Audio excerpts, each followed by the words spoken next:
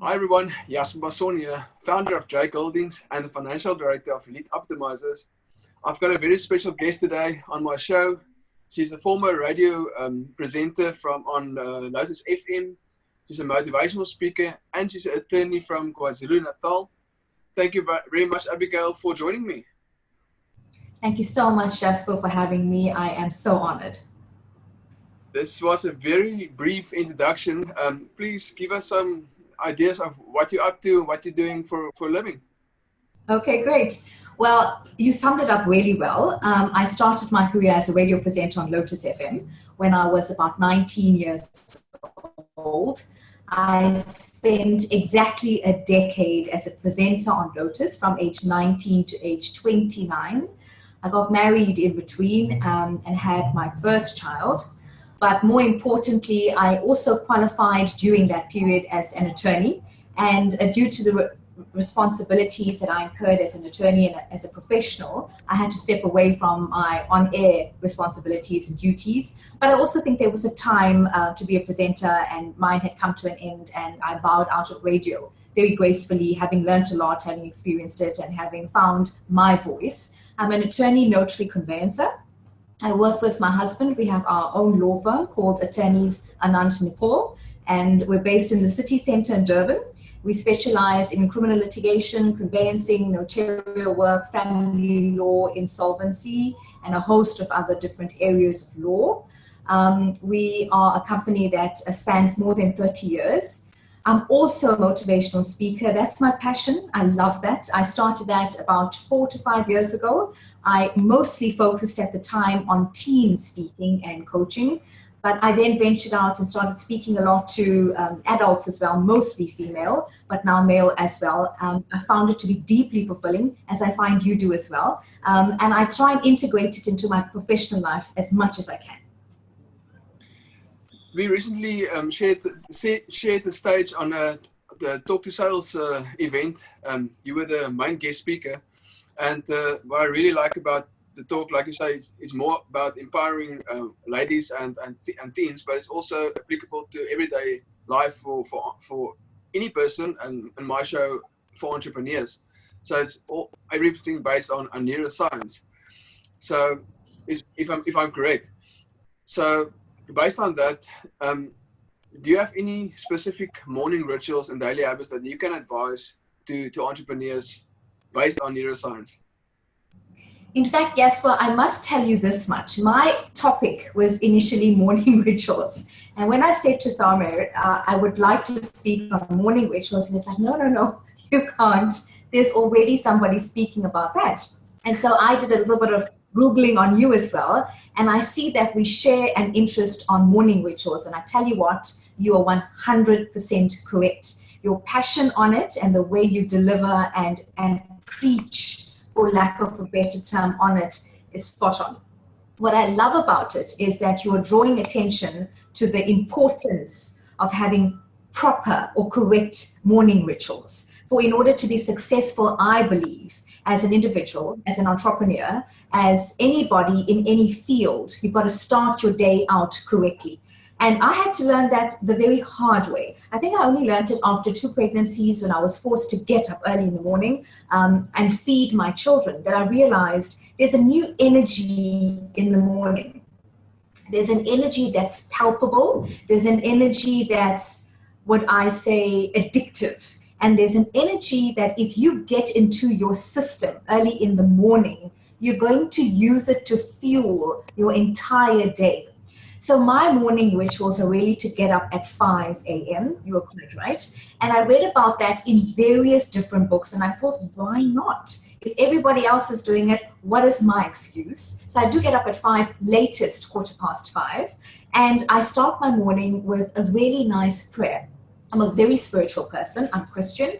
And I love talking to God early in the morning. So I would just find a quiet spot somewhere in my home and pray and have a good conversation with God about the way I'm feeling, thankful about the night that I've spent, my children, their health, my husband, our business, everything that He's blessed us with. And then I start journaling, because then I feel really grateful for lots of things in my life that I've been blessed with, my business, my relationships, the potential I have to do so much more. And then I start journaling about ideas that I have. So I would just start writing every different idea that comes into my head. And this has worked tremendously well for me, because I've had ideas like you to interview people, to start little motivational talks, to speak to people about specific areas. And I would just write those down. And I started acting on those ideas. So a huge part of my morning motivation and my morning ritual is to get up, say my prayer, and start writing. Because I think that energy that comes at that part of the morning, you're not going to get during the day, because you're so busy and you're so distracted by so much that's happening around you. I also try and do a little bit of yoga. On most mornings, I manage to do that. But if not, I try and do some sort of exercise that's going to get my blood pumping. I like skipping a lot. I like doing a little bit of aerobics just to get the cardio going and to get some fresh air into my body. And if I can get out, because my children only start getting up at about 6 or 6:30, I get out and get some real fresh air into my system. There's nothing better to me than doing that. And when I get back again, I start planning my day. What is it that I really want to achieve today? And I'm not speaking about my 6 to 8 to 10 month goals. I'm speaking about today. What are the 3 things that I have to achieve today, come what may? And if it is like today, one of my most important tasks was this interview. Come what may, I've got to do this interview and I've got to deliver well. So I've got to prepare around it and I've got to present it well. I've got to do 2 or 3 other interviews or consultations. Those are my must-dos for the day. And I ensure that every day I at least do those 3 to 5 things as best I possibly can. That's great feedback. And like you say, I think that's more or less shared the morning rituals with me as well. I've got some very funky stuff that I also do in the mornings, like cold showers and all kinds of stuff. One of the biggest things that entrepreneurs do ask me, and especially clients that I shared my information with, they struggle to make that shift from being maybe an evening owl to an early riser, and even just to how they actually wake up so early in the morning. So I would like to have your feedback on how you made the switch and how you get up very, very easily in the morning. Right. The first thing I had to train myself to do was to get to bed at a decent time. I think as adults, we're so used to no one controlling us and telling us like we do our children, well, get to bed now. It's 8, 9 or 10 o'clock. You've got to get to bed. You've got to do it for yourself. So you've got to parent yourself. And if you need to get to bed at 9 o'clock, you get to bed at 9 o'clock so that you can rise at 5 and you've had a good rest in between. Especially if you're a mom listening to this and you get up in between 3 or 5 times and you are tending to a baby while the family is asleep. Because so often we're very busy doing things at night when the family is asleep. Get to bed. It's important to get to bed at a decent time. And when you do, to switch off the social media, to switch off the television, and to either read something that is soothing, inspiring, and is teaching you something that you are going to work on the next day or for the next couple of weeks, but something that is good for your soul, not something that's taking away from you. And then I set the alarm. I hated setting an alarm. Ever since I was a student, I vowed when I'm an adult, I'm not setting the alarm. But you have to. You have to get into a discipline of setting that alarm and knowing that you've got to get up when the alarm says get up. Because so often we're so used to setting or pressing the snooze button, we just do it over and over again until 40 minutes have gone by and then we're like, oh, it's fine. I'll get up early tomorrow. You just cannot do that. If you're in this race to win, and really we're speaking to those people now, we're speaking to those people who are hungry to win and achieve what the others are not, then you've got to get up. Because someone else is getting up. Other people are getting up. Not just you and I and others who believe in this, but millions of people worldwide. There's a whole phenomenon about this getting up early to get the right energy, the right drive, and the right passion. And you've got to remind yourself that you've got to be early at it so that you can feed that spirit quite early and before your mind starts interacting and starts having to deal with all the distractions that start coming your way. So set the alarm and get out that bed. So often you will press the snooze button. Allow yourself to snooze on the weekends. That's fine. But Monday to Friday, it's game time. And you've got to set that into your mind, into your attitude, into your brain. And you've got to force yourself, no matter how cold it is and how difficult it is, to get out of bed. If we can quickly just hang on to that alarm clock and just deconstruct subconscious mind, and we can't really go into the subject of subconscious mind really, because like it's going to be a conversation for the rest of the day. But as far as I believe, if you confirm to yourself the previous night that I will wake up at 4 o'clock or 4:30 in the morning or 5 o'clock in the morning, 5 a.m. in the morning, your subconscious mind actually gets programmed to be able to wake up at whatever time you desire to wake up. So I'm obviously doing it from my side. I condition my subconscious mind that I want to wake up at 4:30 in the morning. And I'm actually lying awake these days, lying awake in the morning probably at the 4 o'clock in the morning and waiting for my alarm to go off. So I think it's you that into neuroscience, you can confirm what I'm just said, but I think we need to do a combination of the alarm clock and also of the subconscious mind. Right. You're 100% correct. And I think once you get into the routine of it, and you know the results that come with it, you look forward to getting up early and to achieving that which you know you can achieve. It's almost a drug that starts fueling something in you when you see the results of getting up early. Yes, no, for sure. Allow me just to step to a negative subject just for a second. I don't really love negative subjects, but there's also entrepreneurs. We all have that bad habits that we do. Any bad habits that you suggest the entrepreneur really need to stop today? Jasper, I didn't quite get that. There was a bit of a break in transmission. Can you repeat that? No worries. I say any bad habit that you suggest that the entrepreneur really need to start or to stop today? Yes. My husband and I used to have this conversation about watching the news very early in the morning and devouring newspapers. And I think for me, that was a bad habit I had to move away from, and this is why. I have this saying, we wash our bodies very early in the morning to cleanse ourselves to face the day.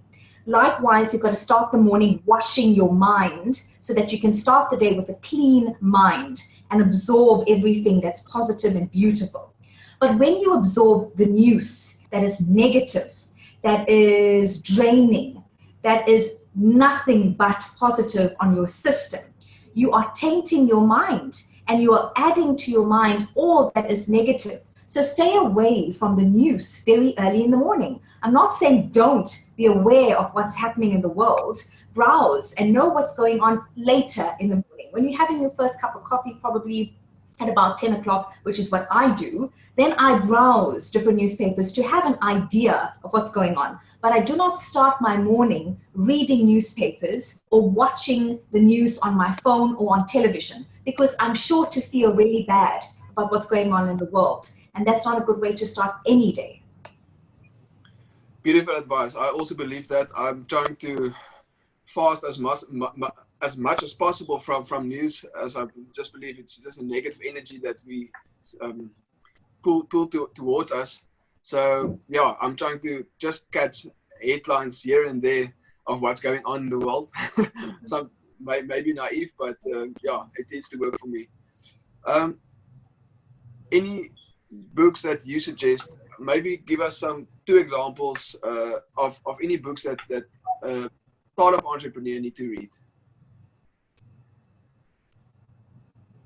The book that I know a lot of people recommended to me, and I found it very difficult, and I mentioned this in my speech that I presented at the Talk to Sales Summit, was Napoleon Hill's Think and Grow Rich. And the reason I said it was a difficult read is because it's quite in-depth. It's quite philosophical, but it teaches one about the importance of believing in oneself's ability to acquire riches. And I think you need to be very, very clear about yourself and your ability to acquire riches. Many of us do not believe that we have the ability to become wealthy. And yes, I'm speaking about financial wealth. And I'm speaking about the stuff that we admire other people having and we long to have, and we have the exact same ability to have.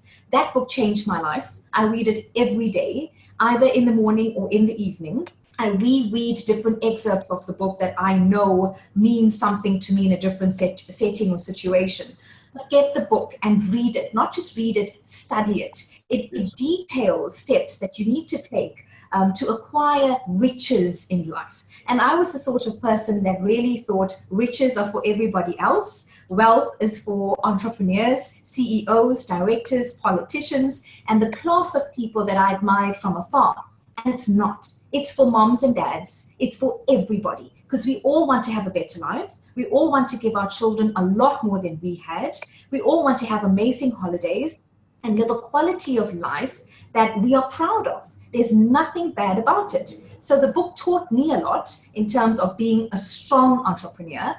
It's changed the way I deal in my relationships with people and in my business. So it's made a huge impact on me. And the second book is Ronda Byrne's The Secret.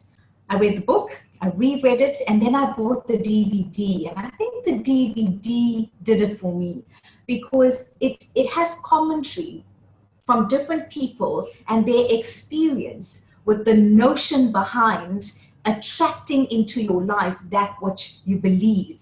And for a very long time, I thought this was quite an interesting notion because I had seen it happen in my own life over the years, but didn't quite put a name to it. And when I learned that there really was a universal law called the law of attraction, and that we attract into our lives that which we believe, it started to manifest a whole lot of more amazing things in my own life that I want everybody else to experience as well. So yes, those two books I would highly recommend everybody reading.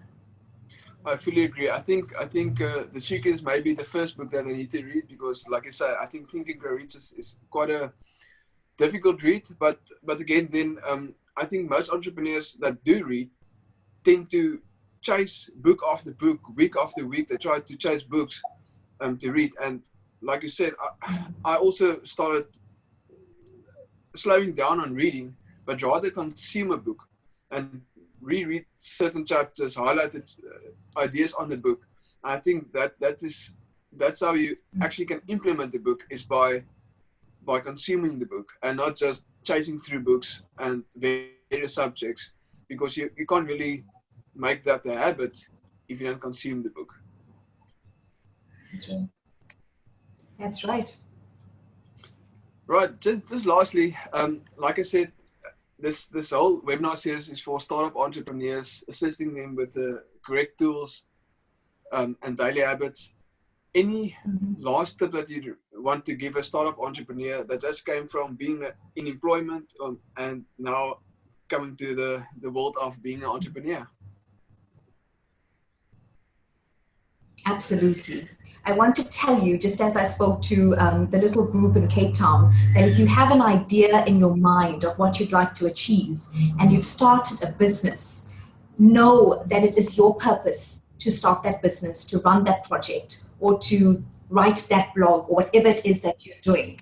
It's yours and yours alone. And that if God or the universe put that mind or that idea into your mind, or gave you that mindset, that He's going to guide you through it. There's going to be times that are difficult. There will be challenges, but you will get through them if you are hungry to succeed. And remember, nobody wants to work with someone else for the rest of their lives. If you want to have the best of things and the best of life that you know you are worthy of and capable of, that you have the potential to achieve, then you've got to work hard at achieving it for yourself.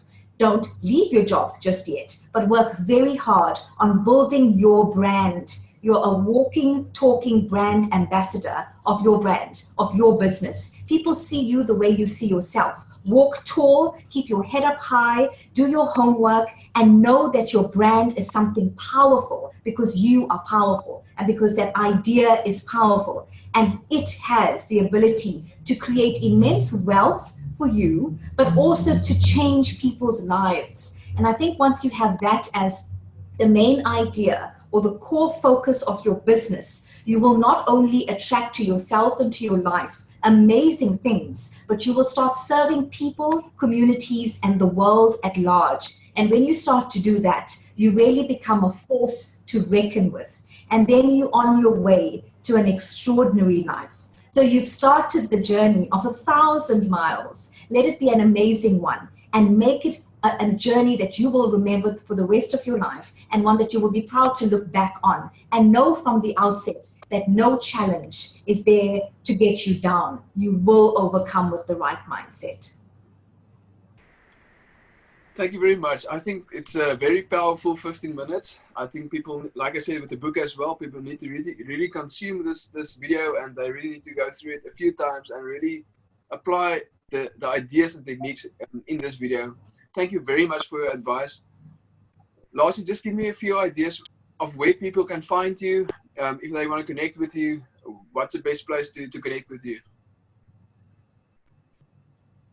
Thank you for that opportunity. I'm on Facebook. My name is Abigail Nadar Nepaul on Facebook. I'm on Instagram at Abigail Nepaul. I have my own little website. It's really just a website for informational purposes. It's abigailnepaul.com, www. And all my details on there as well. I'm very, very accessible, and I would love to hear from everybody who is either doing very similar work to what we're doing or would need any sort of help or advice. I do this work to serve. It's my passion. And thank you for the opportunity.